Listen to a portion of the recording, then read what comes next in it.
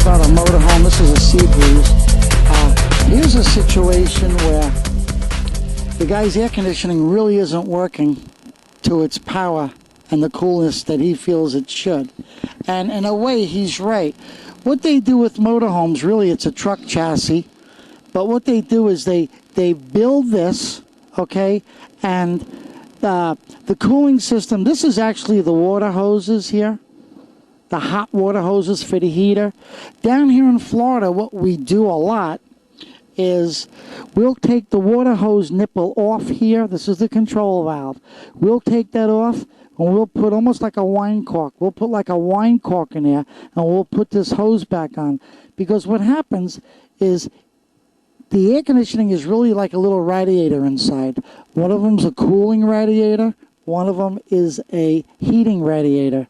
And they're both next to each other. One's hot, one's cold. Well, even because it's in such a small contained area, the hot water goes through there. It's hard for the air conditioner sometimes to overcome, especially here in Florida. So really in Florida, we find that some guys will do this and some guys won't. But you'll get the maximum cold if we stop the hot water from going into the air conditioning. And then, of course, if you go up north and you just take that little plug out, put this back in, and you have your hot water again for your heat. But you'll get maximum AC without all the hot water going into that small area. But this is also having a problem where it gets cold and stops, almost like your cars. Gets cold and starts. And some people think it's low on Freon and so on and so forth, or a bad compressor. This actually has, if you follow my finger, right here, and here's the plug to it. There it is there.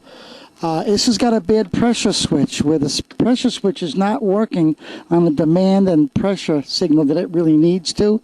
So we're going to have to change that and stop this thing from cycling, and it'll start chilling with a consistency.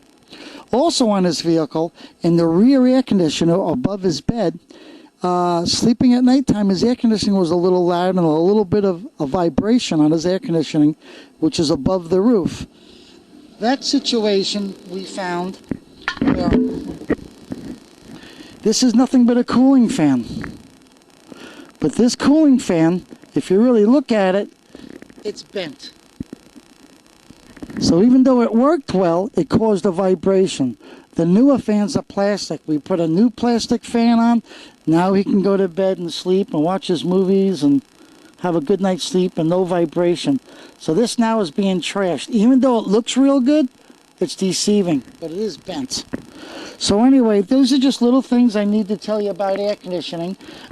Sometimes even you'll have something that's in perfect shape when you park it, and then you go back and you pick it up, and all of a sudden your air conditioner is vibrating, but it was perfect when you parked it. That's a lot from certain things like bees. Bees will go inside here, and they'll build a little cone, a little nest, and it'll stay there, and the minute it spins, it doesn't throw it off. It stays there, and you pick up a vibration. So these are just certain things to look forward towards, and try to stay on top of some of the maintenance. Like I always tell you, check your water, check your oil. It's always better to check, and be safe. Nice talking to you again. Take care.